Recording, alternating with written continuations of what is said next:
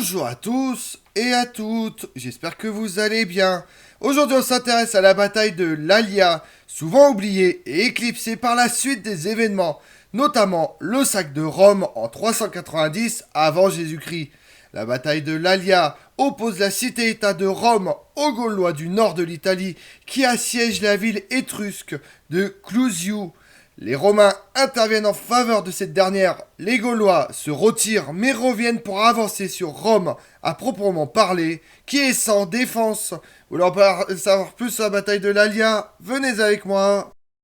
Entre 1000 et 500 avant Jésus-Christ, l'expansion progressive des tribus celtes d'Europe centrale transforme la majeure partie de l'Europe occidentale en un monde celtique. Attirés par les richesses des terres méditerranéennes, des tribus de Celtes s'aventurent dans les plaines du nord de l'Italie, où elles prirent le nom de Gaulois. Après 400 ans avant Jésus-Christ, les Gaulois commencent à prendre les terres qu'ils convoitaient par la force en conquérant la mosaïque de cultures qui vivaient dans la vallée du Pô. En 391, Brennus, chef des Sénones, conduit une armée gauloise vers le sud de l'Étrurie, où il assiège la ville de Clusium, faisant partie de la civilisation étrusque qui s'épanouissait au nord de la puissante cité-État de Rome.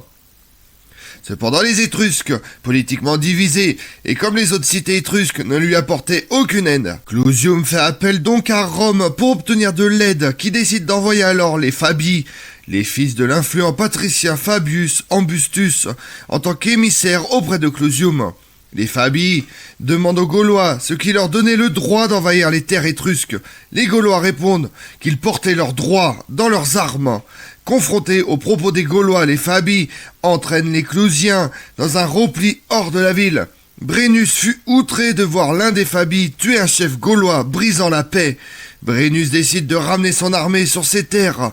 Les chefs gaulois tinrent des conseils pour déterminer comment traiter les Romains.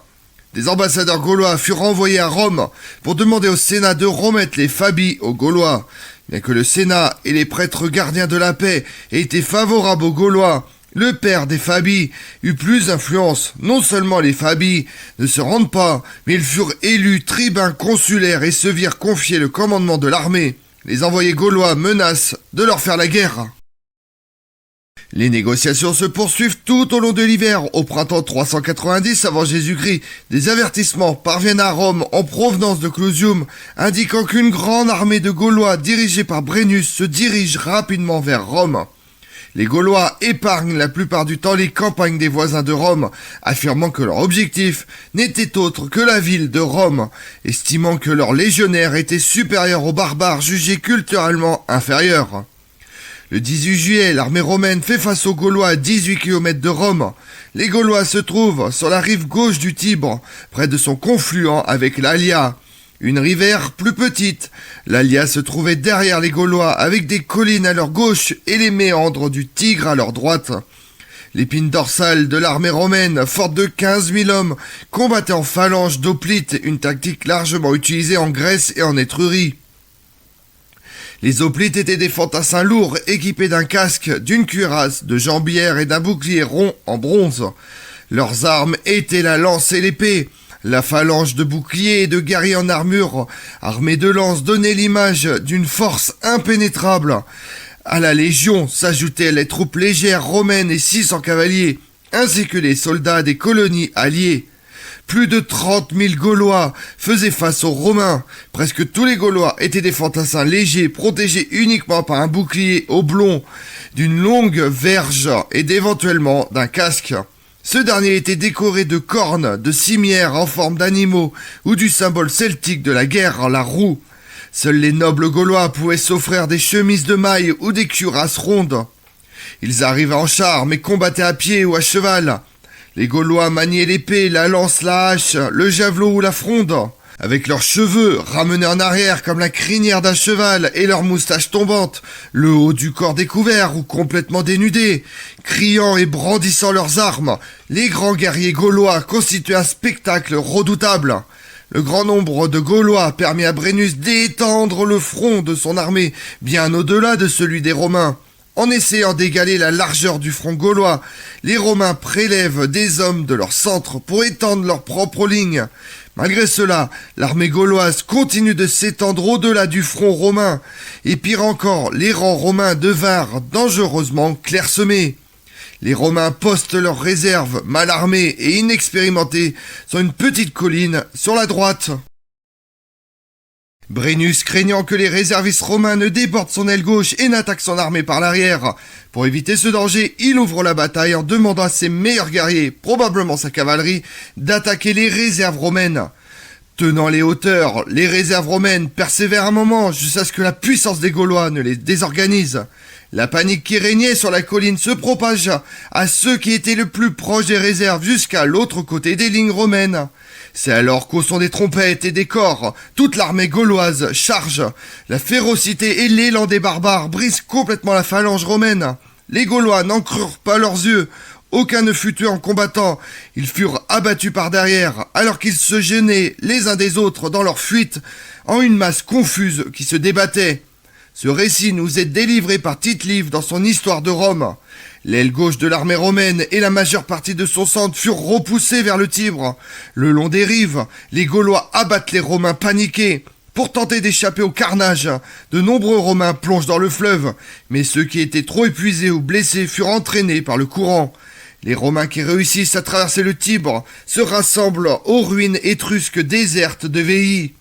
Sur l'aile droite romaine aussi, beaucoup s'échappent dans les collines, d'où ils s'enfuirent vers Rome. Les Gaulois eurent du mal à croire à la facilité de leur victoire. Des piles d'armes ennemies furent offertes à leurs dieux. Des trophées de grizzly, des têtes d'ennemis décapités furent attachés aux lances, aux chars et aux harnais des chevaux. Moins d'un tiers de l'armée romaine survécut à la défaite de l'Alia. Les Gaulois ne perdent pratiquement aucun de leurs hommes. 3 jours plus tard, les Gaulois franchissent les portes non défendues de Rome et mirent la ville à sac. La défaite de l'Alia et la mise à sac de leur ville eurent un effet profond sur l'armée romaine. Le général Marcus Furius Camillus, conquérant de Veii et chef de la résistance contre les Gaulois, lance une série de réformes militaires qui furent affinées au cours des guerres samnites de la fin du IVe siècle avant Jésus-Christ. La phalange, peu maniable, fut remplacée par la manipule, fort de 60 à 120 hommes, qui pouvaient se déplacer de façon indépendante sans perturber l'ensemble de la ligne de bataille. Les volées de javelots étaient suivies de combats au gladius. Le bouclier rond fut remplacé par le célèbre grand bouclier semi-cylindrique à 4 coins. Sur le plan politique, la défaite romaine sur le fleuve l'Alia fait vaciller les anciens alliés et rouvrir les querelles passées avec les ennemis d'antan parmi les Èques, les Volsques et les Étrusques. Ce qui avait été gagné en plus de 100 ans fut perdu en une seule bataille. Quant aux Gaulois, pendant la majeure partie du IVe siècle, ils furent occupés à consolider leur emprise sur la plaine du nord de l'Italie, évitant tout conflit majeur avec Rome jusqu'au début du IIIe siècle avant Jésus-Christ. Et pendant ce temps-là, dans le monde, au printemps 390 avant Jésus-Christ, le narvaque macédonien Téletias tente de reprendre Rhodes. Il capture 10 vaisseaux athéniens envoyés pour secourir Evogaras de Chypre. Près de l'Échaon, sur le golfe de Corinthe, un bataillon spartiate tombe dans une embuscade tendue par le stratège athénien Iphicrate et 270 hoplites sont massacrés par des peltastes infanterie légère. Le roi Evagoras de Salamine entreprend de soumettre Chypre tout entière. Certaines cités demandent l'aide du roi perse Artaxerxès II, qui demande à Hécatomos, satrape de Carie, d'intervenir. Evagoras débarque en Phénicie, se rend maître de tir et reçoit le soutien du pharaon, à Coris et d'Athènes, qui lui envoie 10 trières. Comme on l'a vu, la bataille de l'Alia oppose les Romains et les Gaulois près de Rome, sur le site de la rivière Alia. L'armée romaine subit une défaite écrasante, laissant Rome ouverte à l'invasion. Je vous remercie d'avoir suivi cette vidéo en ma compagnie. Si vous voulez connaître mes autres vidéos, retrouvez-moi sur ma chaîne YouTube Tout sur l'Histoire avec Damien, mais également sur les réseaux sociaux, Twitter et Instagram, Histoire Damien. Et pensez à liker, commenter et vous abonner. Je vous remercie à tous.